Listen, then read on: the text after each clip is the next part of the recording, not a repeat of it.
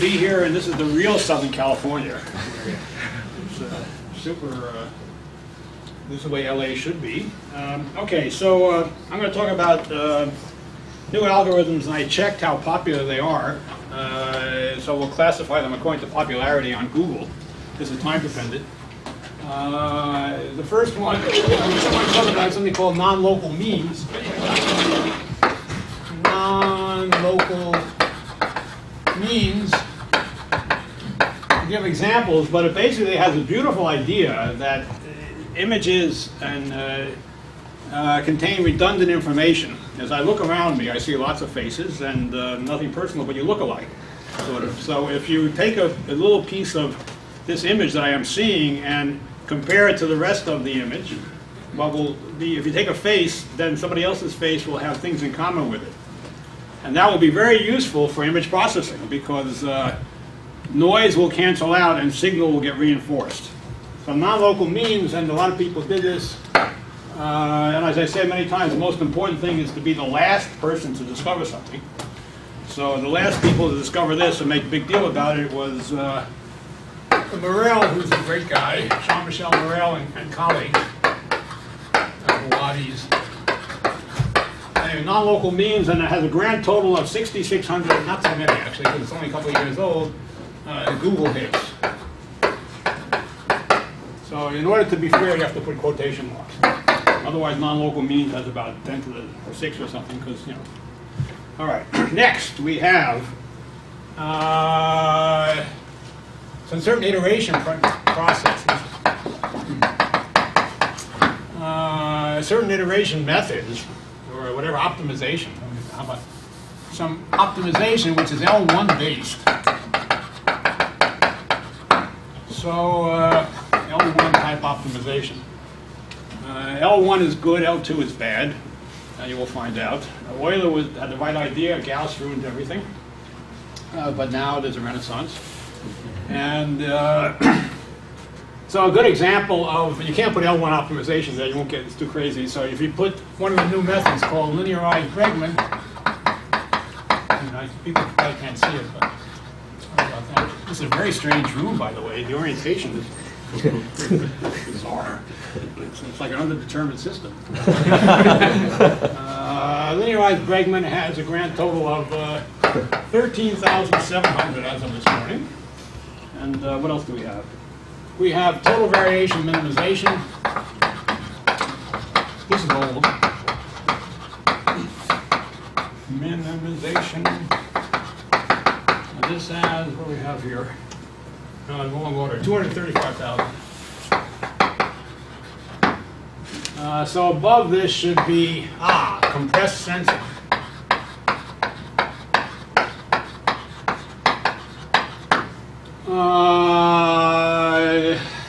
If I don't put a name down, that's because I'm modest.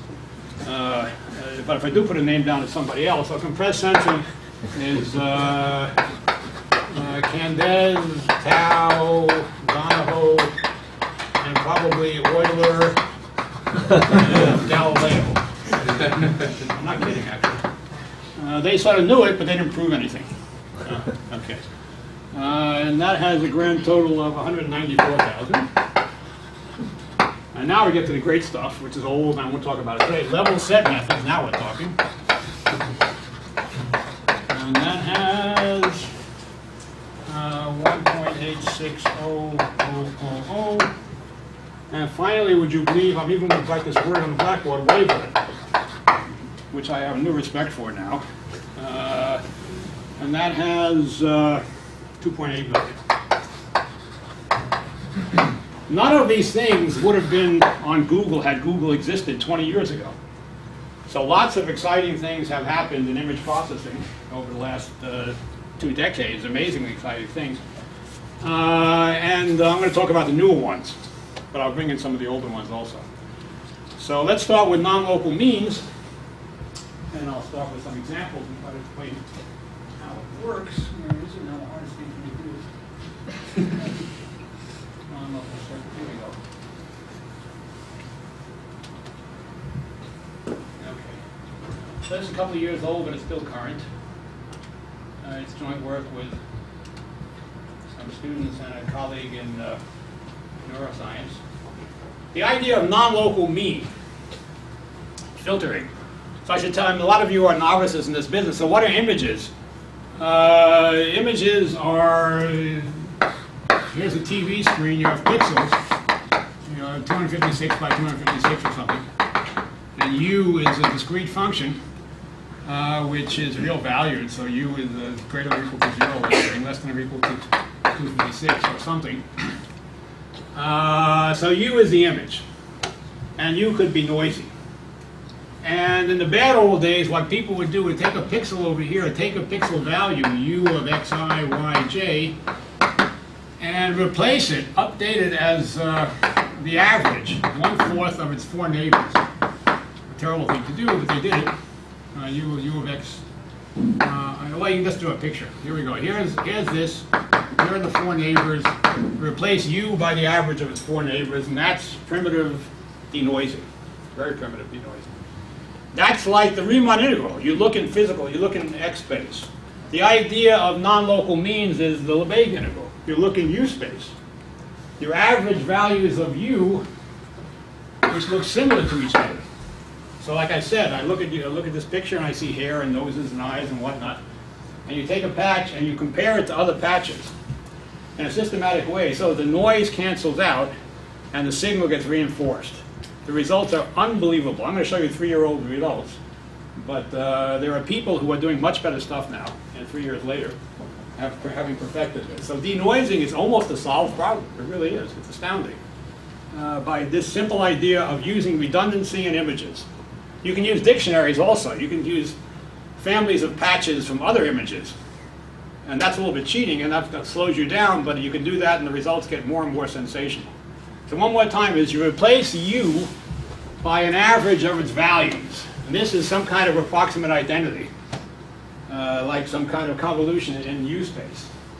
That's the idea. So I'm not going to be too technical. This was first introduced by those guys, but actually it was first introduced by some Russian guy, I think. It was Yaroslavsky. He didn't do it quite right. I don't know. Anyway, they did it, systematized it, and then realized what a big deal it was. And what I did was make calculus out of it with other people. So other people did that also. So we put this into a framework. It's kind of cute. I mean, this is machine learning. I never thought in my life I would be interested in machine learning. In fact, it sounds like some, I don't know, Star Trek-y type. Anyway, but it's really interesting stuff. So given a function U, you can define a gradient, even on a grid. Not by doubling the number of dependent variables, doubling the number of independent variables. You take U of x minus U of y. This W of xy is related to this crazy thing. I'm not going to be too technical. This thing I showed you. W is related to this kind of distance between points, you know, x and y. And it's essentially 1 when you're on top of each other and decays. It peaks. So you can make a calculus out of all this. You can get Laplacians, you can get the energies, you can do, I'm going to skip this stuff, and you can do calculus. So what I'm going to do is show you how to smooth images. In fact, I'm going to do surfaces for some reason, using these ideas. Okay. So what we have is a surface of a brain or something, which is noisy, and then we're going to recover the surface as the 0 level set of phi of x, y, z equals 0. That's so we view the surface implicitly. So we're in x, y, z space where phi is 0, phi is less than 0 inside, phi is greater than 0 outside, and this is a nice way of characterizing surfaces. Okay. And then what we're going to do is denoise this function, which is noisy for various reasons, by using this distance. This is the distance between 2 values of phi. And we don't even smooth it very much. And then so basically, we are replacing the values of phi at every grid point near where it's 0 by some sophisticated average, which reflects looking at the rest of the surface. So the picture's worth a lot of words. Let me show you what it looks like.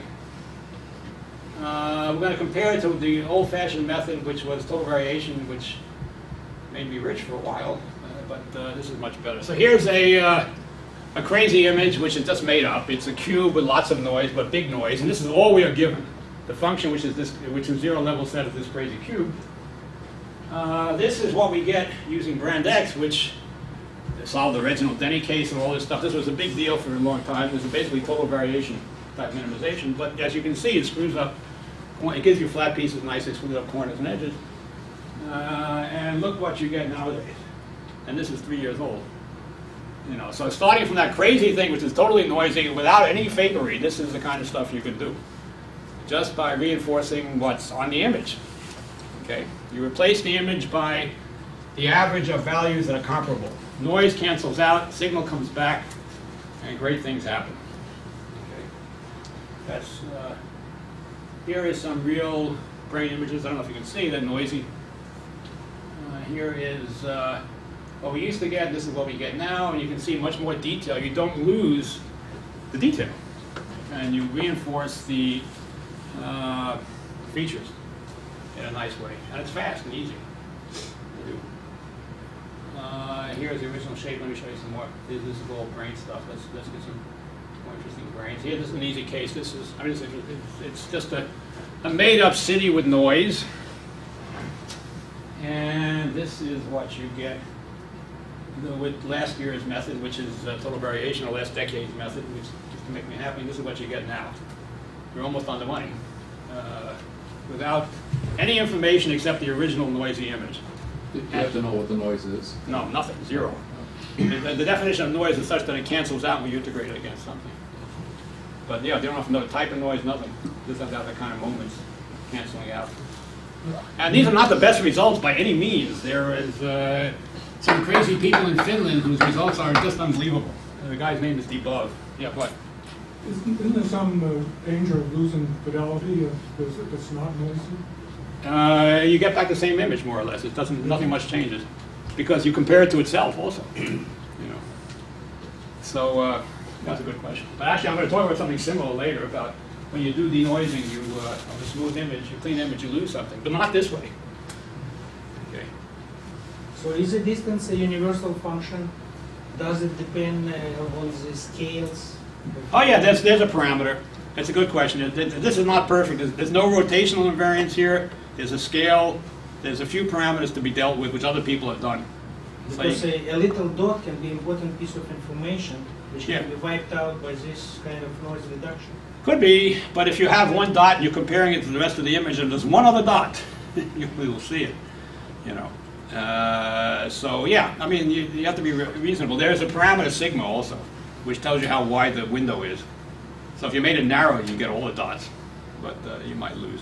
You can make that sigma could be dependent on where you are in space. There's lots of freedom. This is the vanilla version. So it's just one adjustment parameter for the distance function?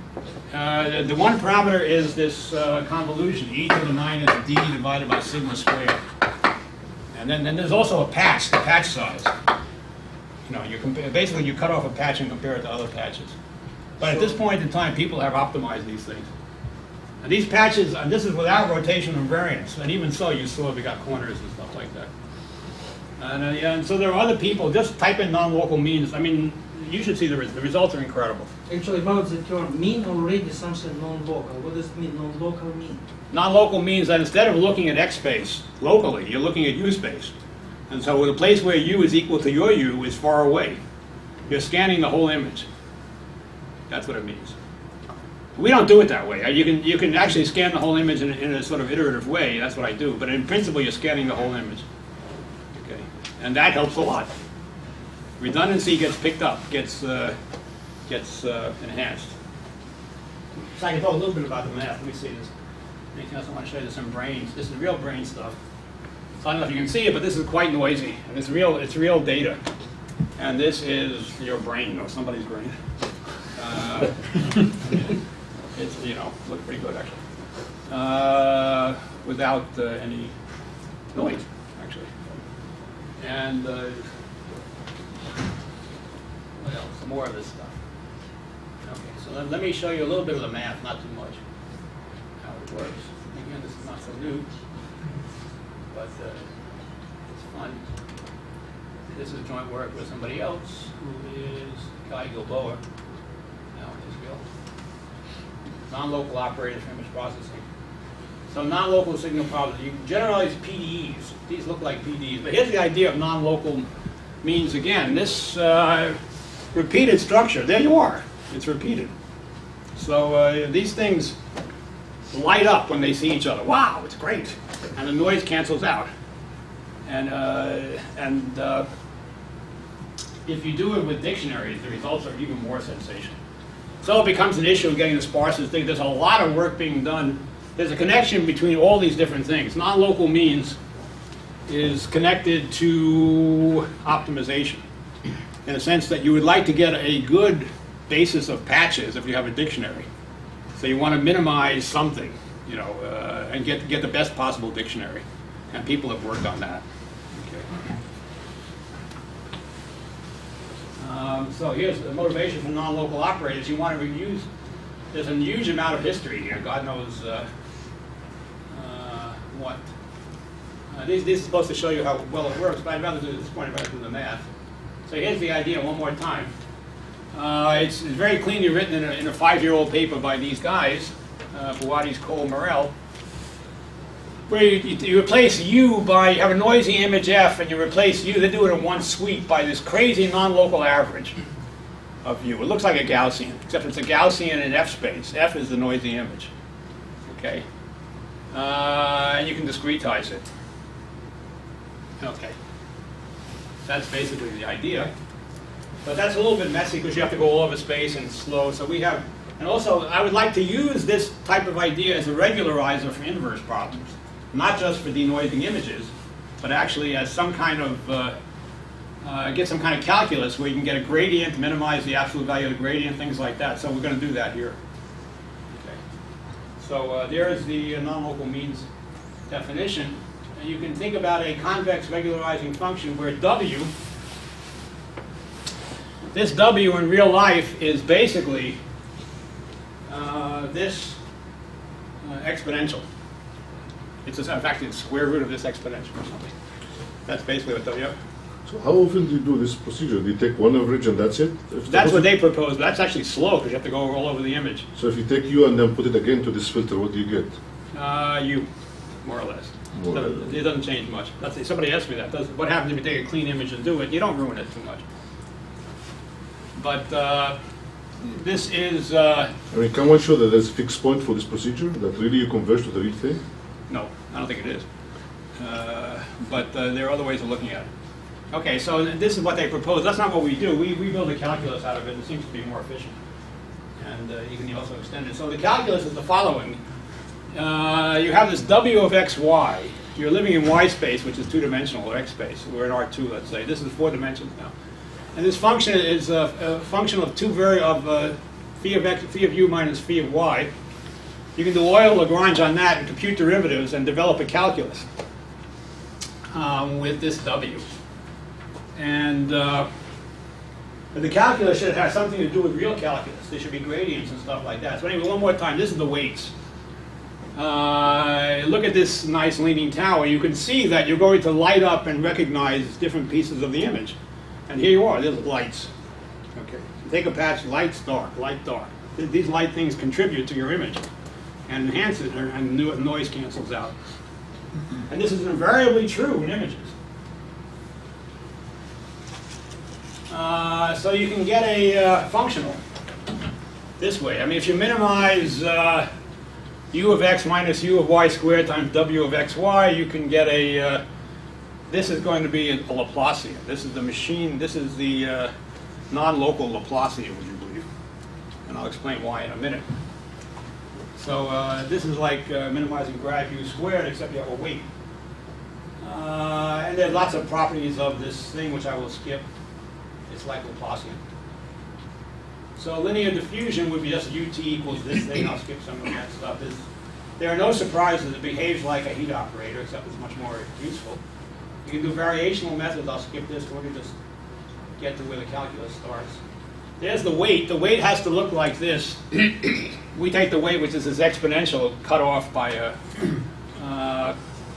block. You know, it's in a, what do you call, patch. So this is a typical similarity function. Okay. And here's some results which I won't bore you with, but it works well, much better than this. But let me just talk about the calculus. Where's the last? I wanted to talk about the calculus. Okay, anyway, that was denoising. You can use it for segmentation. By solving this heat equation, supervised segmentation, I won't go on this too much, but if you know, you want to segment an image like this, and you can put marks where you know this is this region, this is this region. You solve the heat equation with initial data, which is 1 over here, minus 1 over here, and threshold. The heat equation uses that affinity of the original image, and this acts as a segmenter when you solve it in threshold. So here, for example, you can, by putting 3 marks in, you can easily segment this image. This is called supervised segmentation. You just flow the heat equation forward with the initial data, which is 1, minus 1, and 0, and then threshold. And you'll break this up into 3 regions. But the important thing is the affinity function tells you, measures the distance. Okay, so this is kind of fun. And I learned this by reading papers by Sholkoff and somebody else who's a machine learning guy. You can develop a nonlinear divergence and gradient. So you can find efficiently, you can do functional minimization, optimization. So instead of doing what I said before by just writing U as the average, you actually do some kind of variational problem. And the distance depends on this affinity function. I mean, on the gradient depends on the affinity function. So for example, I really like this stuff. This is the nonlinear grading. I call it derivative. So, and this is useful all over the place. We have a function defined on a lattice. If U just takes on lattice values and W takes on lattice values, you want to define a gradient. You just take U of Y minus U of X times the square root of WXY, period. So instead of taking the gradient by doubling the number of dependent variables, double the number of independent variables. A cute idea. That's the gradient. The divergence, there's non-local gradient, there it is. The divergence is the adjoint in a sensible way, so it's this function of 2 variables, you just do this. And you can define vectors, inner products, and Laplacians, and all the properties that are true for continuous, for standard gradients and Laplacians and whatnot are true here. And you can do total variation, now I'm happy, based on W. So what this is the integral of the absolute value of grad W of U, which has been good to me in the last 20 years. But you also include this W of XY, and you can get variational problem. You can use this as a regularizer, as a very intelligent regularizer for inverse problems. That's what you can use it for. Where W is defined by this noisy image you started out with. Okay? And if you take Euler Lagrange of that and write ut equals, you get motion by mean curvature in this crazy way. It's this weighted mean curvature motion. And skip some of this stuff. Let me just show you some more results. What you can do with this. This is kind of fun. This is called in-painting. This is actually not such a hard case, but we have more impressive results, but it's fun. In-painting means you take an image and you scratch out this stuff. And then you use what's around here to come in, to bring it in there. So if you minimize total variation, subject to the fact that U is given over here and not known over here, and do it with TV, you can see you get blotchy junk over here. If you do it with this thing, you get the exact right answer, would you believe? This thing interpolates it exactly because of this repeated structure. Okay. Now this is an extreme case, but it's a fun extreme case. So all I'm doing one more time is minimizing that non-local TV, subject to the conditions that U is given here, not known here, period. And actually, U is not given there. It's you minimize. Let me say it right. You minimize U sub TV plus some constant times U minus F squared over R2, whatever this thing is. Omega minus the set C, where C is this is over omega, is over, where C is the missing region. Okay, so this term is 0. This integral is taken over omega minus C. This is the L2 norm. So it's some kind of interpolation or extrapolation, and non-local TV gives you bizarrely the exact right answer. But this extreme because it's Periodic. very Very repetitive, but it works quite well in other cases. But this is just. Also, what is strange, this doesn't look like a noise. This This is not noise. This is just another feature. Yeah, I know, but still, it's the principle was that you remove something with noise. By the definition, noise is something with several self-averages. No, the principle is that you use repetition in the image to do something. So your process then depends. It enhances repetition. Yeah, So essentially. it is built in. Yeah, So the how well do here. you know in advance if you need to enforce repetition or something else? You enforce repetition in the sense. So you have some certain expectations about images beforehand. So it's not that universal, but it's still a valuable thing. I just want to say that it's. Well, here, all I am doing is saying that among all functions which have, the one that minimizes this functional is the one which is exactly agrees with the value out here and extrapolates it into here. And this is based on this weighting function. So this weighting stuff is more useful than just denoising. It was motivated by denoising, but it's used for many, many other things, which I can show you. So what about the inverse problem in the sense that I can use it for encoding? So what kind of information? I get this as my message, and then I want to uncover what I started off with. What kind of information do I need? You mean you want to uncover the missing region?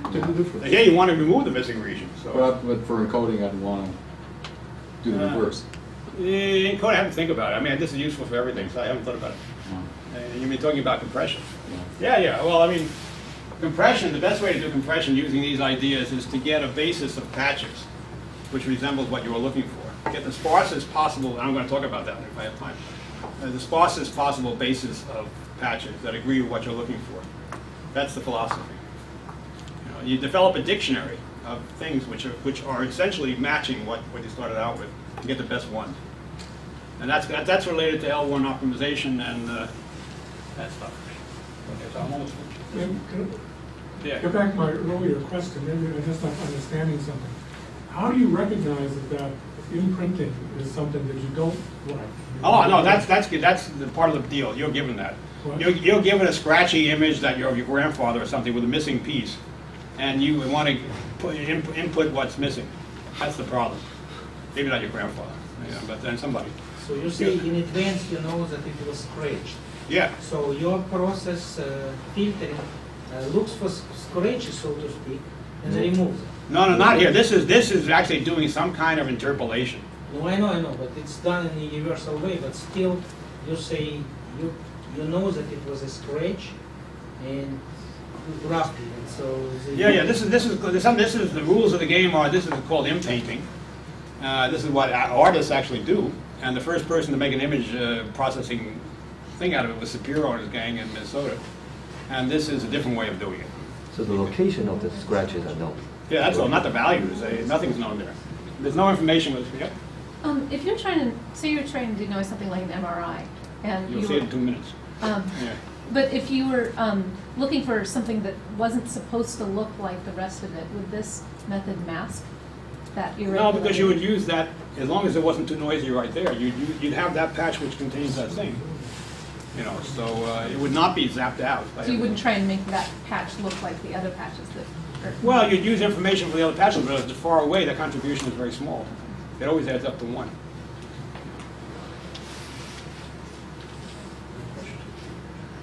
TV frame painting. Here's an example which is really a little bit amazing. Here we didn't know where the missing region was. Okay, this answers somebody's question. Here we did not know where the missing region was. We were presented with this thing which is noisy and has missing pieces, and what we did was minimize the TV norm, this crazy TV norm, which involves non-local nonsense, and L1, plain ordinary L1, and that gives you the original image right back without knowing the missing region. Scouts on, and all the other crap goes into the noise, cartoon, whatever. This is a little bit exceptional. This is not so easy to do, but it works in this case and it works in some other cases. This is without knowing the region. Okay. Anything else to say? That's probably it for this. Okay, so now let's talk about the next big hit, This is the hot, was for a while the hottest thing in Washington, D.C., and it's still pretty hot, which is, do I have an eraser somewhere? Compressed sensing. No, no, it's okay. Compressed sensing. What is compressed sensing? I have found people here who don't know what it is today, which I was shocked. It's like not knowing who Obama is or something. It's maybe Lindsay Lohan or something. I don't know.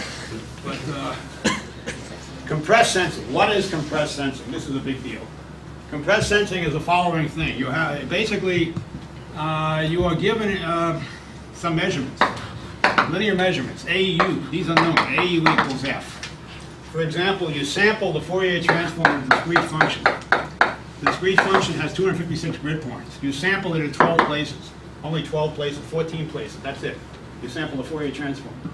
But the thing you are sampling, the original function had only a few non-zero elements. Without knowing how many or where they are, you want to find them. Okay? So you want to solve AU equals F, where M by N, M is much less than N. But you want to find U is sparse,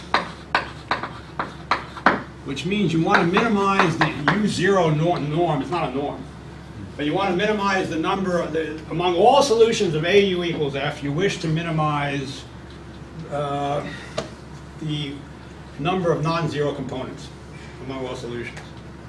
So let's look at some example. Well, no, before we look at an example, I'll tell you the answer first, which, as I said, Euler knew, for sure, without a theorem. And then we'll talk about how to do it. So the answer is, according to Candes, Tau, Donahoe, Euler, and Galileo, you minimize the L1 norm of U, such that AU equals L1. Not L2. L2 is the worst. That gives you the densest possible solution. Gauss was all screwed up. You minimize the L1 norm. And that gives you the sparsest solution under general circumstances of A. And even if it doesn't, you should do it. Trust me. L1 is great. L2 is bad for images. Well, there are other reasons why. But L1 is the right thing for information science. A median filter is much better than a mean for images. If you have a bunch of dots over here and one of them is up there, if you take the median, you're in pretty good shape. If you take the mean, you get some cockeyed, stupid thing. Okay. So L1 is perfect. Now, why is this true? Well, it's true because you can prove it. But it's true intuitively. If you're Terry Tao, you can prove it. It's not so easy. But if you're Candes lucky enough to work with her. Anyway, you need some conditions, the RIP property and so on. I don't even care about that. The most important thing is L1 is right. Okay? So why is L1 right? Who can see this stuff? Let's take an example. In 2 dimensions, but it works in all dimensions. Suppose you have AU equals F, which is a plane. It looks like that. That's a plane in 2D. A curve, a line in 2D.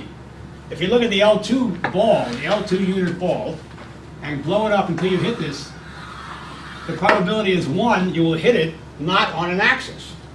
You will hit it in a place with 2 non-zero components. That's probability 1. If, on the other hand, you use the L1 norm, oops, like that, bizarrely, you'll hit it at one place. The same thing is even more true in higher dimensions. Okay? So, see, aha, you say, why don't you use the L1 half norm? Because it's really terrific. It's like that. You'll never screw up. And the answer is not convex. Otherwise, you should do it. But if you can do it, it gives better results. Actually, people do it. Rick Chartrand and so on, crazy people do it, and they do a pretty good job. You know? So, but L1 is safer. Of course, there's one chance, if you're really a hard luck kid, you can do this, you know, and then you're in trouble. But that's very unlikely to happen. So with overwhelming probability, L1 will give you the right answer. Very simple. So it's not such a big deal. But it's very, very useful, actually. Okay, so here's another example, my favorite example. Take the matrix, I showed a lot of people this, A1 up to AN. U1 up to UN equals F. One equation and 25,000 unknowns. Get the L1 minimum. Well, it's pretty easy. You take the one with the biggest AK, if there is, suppose AK is bigger than all the other ones, AJ. all the other AJs, J not equal to K. Suppose that makes it easy, so you get a unique solution. The L1 minimum will be 0, 0, 0, 0, F divided by 8K, 0, 0, 0. That's pretty sparse. And that's the L1 minimum. Okay. The L2 minimum is the stupidest thing in the world. It's a multiple of this. And that's what it is. It's precisely a multiple of that. What could be worse? Okay. So L1 good, L2 bad, for many, many reasons, but this is just one. All right, so then it becomes a matter of doing the L1 minimum, and that's why I come in with this fancy numerical methods. Maybe I won't have time to describe them in too much detail, but let's talk about what you can get with compressed sensing. It's not just L1. If you look at this whole thing started because I told Ken Des to stop doing his stupid curvelets and process an image using total variation, which he did for what's called an MRI phantom, which is a piecewise constant image. Okay, so he had a function which was U1, U2, U3, or whatever it was, 3 constants, let's say, unknown locations, unknown jumps, unknown number of constants. Nevertheless, he minimized the integral of grad U such that the Fourier transform of U was given in many fewer points than 256 squared, random points. And the answer came out to be exactly the same right answer, up to the same precision. Okay, and that's what started all this nonsense. So it's sparse in a gradient sense. So if you minimize TV for piecewise constant total variation, sorry, integral of the absolute value grad U, minimize that such that f of u is given in many fewer than the excessive number of points, you'll get exactly the right answer unless you really have hard luck and you pick the wrong Fourier coefficients. But the chances are pretty good, almost probability 1, that you get the right answer if you have enough measurements.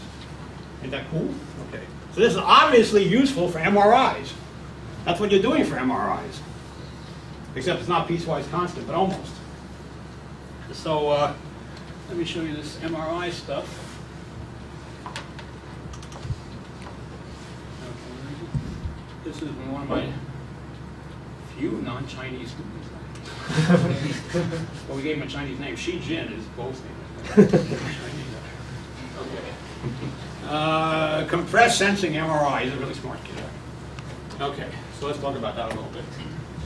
Fast MRI image acquisition is necessary because you have a beating heart. That causes artifacts. Imaging children, it's horrible. I did it to my kid when she was 19 months. You have to knock them out so they lay still. It's very depressing. Or because breathing motion causes artifacts. Also, it's extremely unpleasant to lay there for a while and not be able to blow your nose or sniff or scratch or anything for a long time. So you'd like to shorten the acquisition time. Okay. You don't directly acquire images, you apply a K-space data. Take the Fourier transform to K-space data. So obviously more data means high quality, high resolution, but slower scan time. Less data means low resolution, fast scan time. Most fast imaging use less data but poor quality. So we want to do everything by just doing a different kind of reconstruction than what is usually done, and enable you to sit in there much less. And this is going to happen. I'm sure this is going to be acceptable. We have to wait until this generation of radiologists dies. Because they are very nervous about losing information. But the next generation is going to be okay. So you conventionally take 1 million measurements, which is insane. You only care about 1,000 for storage, kind of kilobytes for storage. Why do you need 1 million measurements? It is image redundancy.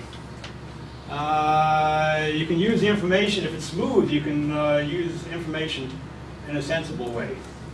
So you need the measurements to be taken in a random way. Compressed sensing constructs high resolutions from a small number of measurements. And if you do it right, then the image you get is exactly equivalent to the original image, under some circumstances. No loss. So you have to use a different basis than the underlying image. Okay, so in CS MRI, you actually take the Fourier transform of K-space. Take the Fourier transform of the K-space data, And with CS, you can construct a high-quality, high-resolution image from a fraction of the k-space data. What is K-space? Ask a doctor. Ask a, is there a medical physicist in the house? I don't really know. So it's what comes out of an MRI, by definition. Goldstein knows that you should be here. But anyway, we take the Fourier transform of something we just measured. That's the important thing. Oh, you mean K-space is real data from sensors? Yeah, yeah, of course. Oh yeah, it's from the MRI. It's magnetic resonance data. So you can do image acquisition 3 to 5 times faster without any loss.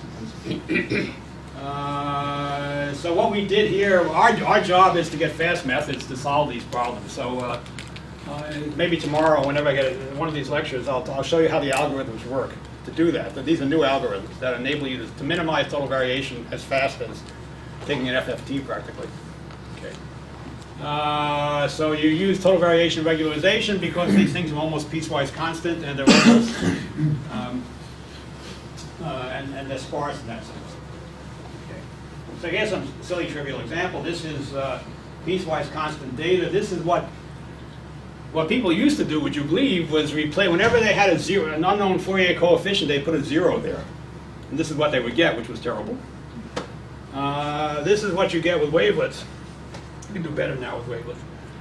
This is, if you use framelets, you get, framelets means redundant wavelets, you get pretty good results actually. This is what you get using TV plus, actually use TV plus the sum of the wavelet coefficients. Using 25% of the k-space. That's an easy case, it's piecewise constant, really piecewise constant. But it looks pretty good.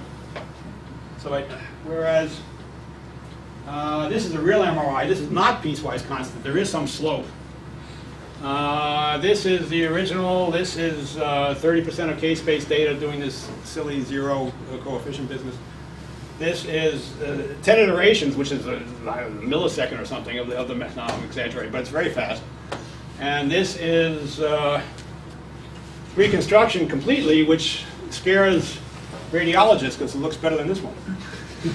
And they think you've lost information, I'm going to get sued and whatever. But the information you've lost is noise, I promise you. But you tell them that and they will call their lawyers. I mean, you know, you can't do that. So you show them this, they're happy. Yeah, okay. That's the way you have to do it. That's all going to change, I promise you. So you're saying that you get a better image than original? Yeah, yeah. Why not? We denoise as we were going. But so what is the definition then of original? Definitely original is this imprecise measurement that you got, and this is what this is we think a noise-free version of an improved version of it. You should try your method on Mona Lisa. Hey, what's your definition of better? What? You say it's better than the original. Well, I think it's if you look at this carefully, you see some resolution is better. This grainy. It's a good question. I'm being arrogant as usual. There's grainy stuff over here, and this smooths it out without losing features. You know, and the grainy stuff I don't think should be there. Okay. But anyway, it's here if you want it. So that's probably it for the moment. One more time, the original image on the left was using a conventional technique. Nobody does this anymore, but they did it until recently. They would put in zeros in the wavelet in the missing coefficients, and this is what you get by doing it right. And this is not really slower than this nowadays to do this. Okay. And that's just minimizing total variation. So one more time, we minimize total variation of view such that the Fourier transform is given in random places, 30% random places. What am I doing? 10 minutes. Great. Okay. One more slide. The last one. Slideshow. Sorry. Okay, so the conclusion is that CS allows MR images to be reconstructed from small amounts of k-space without this is just a commercial. I'll skip it. Let me show you some other stuff. The fact is you can do this stuff really fast. So for example, here is a totally different procedure done using what amounts to compressive sensing to segment something, would you believe. This is real data from a course taken by a student of mine who couldn't eat lunch for a week after that. This is what you show. I don't want that, sorry. Okay, so what is this? I'll tell you in a second. This is ultrasound.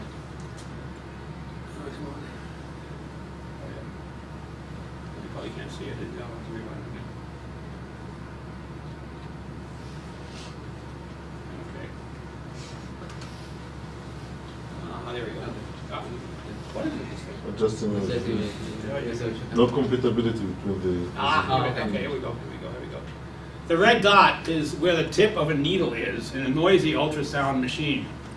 And in real time, we can, 30 frames a second, you can segment this thing and follow it by minimizing total variation, would you believe? Hi, what's the screen? So the ultrasound machines are extremely popular, getting better and better and cheaper and cheaper. And we're working with a emergency room doctor, and he said he uses this more than anything else. Here's another. Come on. One more time. This is done by Bin Dong. Another student. Really good. Hi. You see it? Okay, so what we're doing is following the tip of the needle in this noisy thing by doing some kind of segmentation. And segmentation is based not on level sets. As I said in my last lecture, level set method may be dying in this area, but so much. I mean, it's basically, you can do things faster now using total variation minimization, and you get a convex problem. So a lot of the things that were done using level sets before can be done using total variation. It's kind of interesting. And the co-area factor. So, what else am I going to show you before I do some math in 10 minutes? One more thing is tomography. Real fast. So, I mean, there are many, many applications in compressive sensing. There was a $26 million DARPA contract recently awarded, not to me, to go from analog to digital. That is, given Fourier data in analog space, sampled, undersampled like crazy, construct devices and use algorithms to reconstruct undersampled data and find hidden signals and so on. But in practice, how do you generate the random space? Yeah, you don't really need to be random. But actually, that's a very good question. There's a very nice result of good old Wotow recently. Wotow, yeah, which you don't need random. You can do some kind of convolution with Turkless matrix and sample that, you know. Hey, random is just, in my opinion, random is for theoretical purposes. It takes a lot of bad luck for this not to work. You know, it could happen, but random guarantees it almost never happens. Okay, what? Check the cable. Oh, it's like resolution. Check the cable. Check the cable. Connection to the wall. Cable, not this one. Not this. Cable. The wire. And the wall. Oh, the wall. The cable here. And sometimes it goes.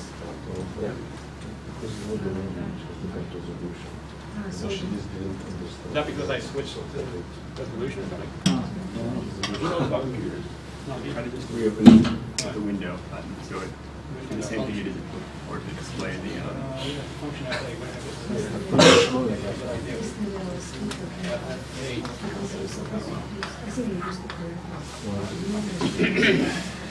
There we go.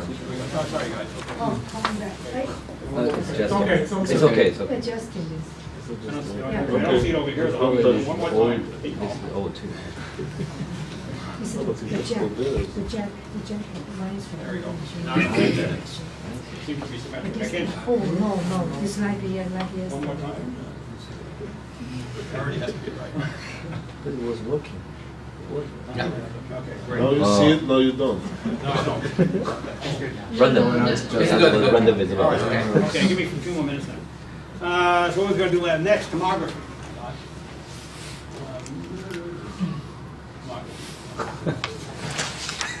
All right, this is a whole big deal. I'll shorten it like crazy. But it's another example of, this is done with David Mao, and Professor Miao in physics has a big contract to do stuff like this. Tomography is the reconstruction of a cross-section of an object from its projections. You want to construct a clean image from very limited projection. Every time you project, you poison this poor patient. This is CT stuff, so this is radiation, not good for you. Unlike MRI, it's just annoying. This is really going to kill you eventually. So there's some interesting linear algebra I don't care about. These guys have done to change the way they take the images. Instead of using equal angles, they use equal slope. Unless you're an expert, it's not so important for this purpose. But the basic idea is this crazy interpolation using equal slopes along the grid points. But I don't care about that. So anyway, CT is influenced by two factors: the number of projections and the fluence, which means how much stuff you're sending in. The idea is to reduce them for to make it less unpleasant for the patient. And you have missing data. And this is a case where you definitely do not quote Candes tau and stuff, because the result I'm going to give you has nothing to do with these this RIP property about A. It's just a bunch of linear equations, and you want to optimize something. So there's no way this is their hypotheses are satisfied. You minimize. You have some measurements in Fourier domain, some measurements in real domain, and some assumptions on the image. And you want to find the best possible result with as few possible measurements. Make the matrix A have as few rows as possible.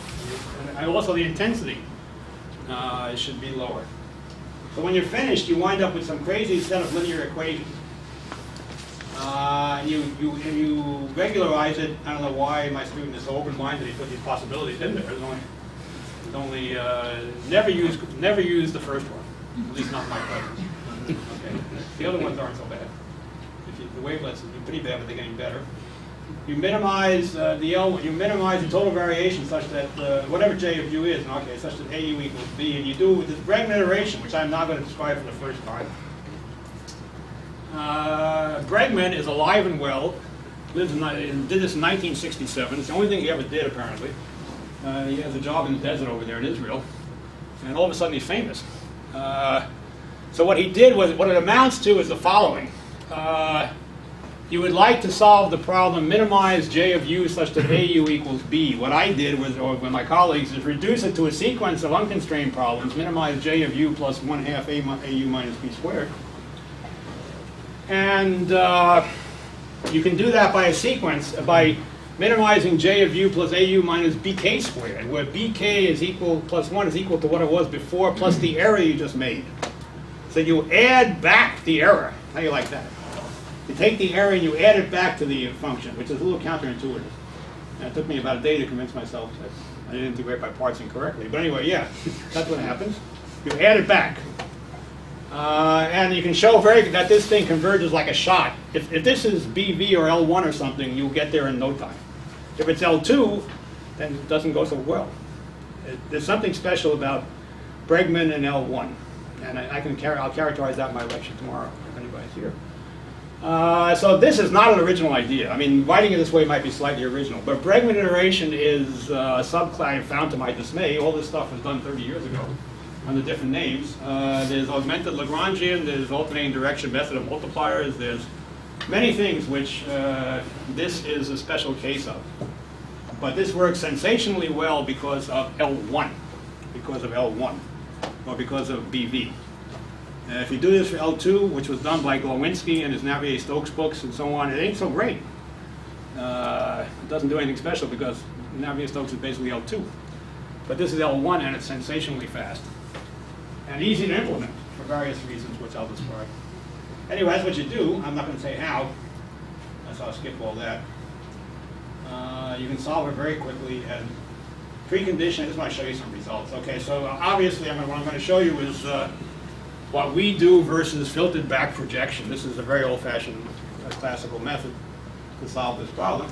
And they get oscillations and all kinds of crazy. Radiologists like this. Oh, what oscillations? They don't mean anything, but I'm happy. Whereas we get more or less the correct piecewise constant for the same number of measurements. This is what it looks like when you iterate. This is the first iteration, second, third. Finished. Each iteration involves minimizing an unconstrained problem. Okay. And here is filtered back projection versus R is close-up. So you can find stuff here. I mean, again, this poor radiologist will say, I'm used to this kind of thing, but then they can't find that. And that's really there because we found it by increasing what they call the fluence and then doing it the other way. So it really is there. So you miss data by not minimizing TV. There's 360, so you can see that if you poison the guy, you'll find it. There we go, almost finished. That's probably it. Next one's going to say thank you.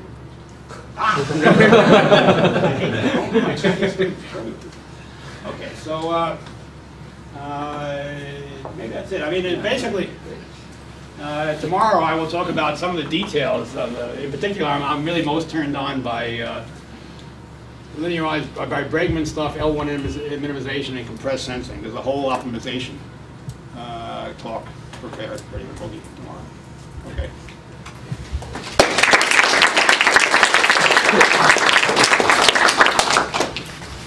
Any more questions? Okay, let's thank Professor Osher again.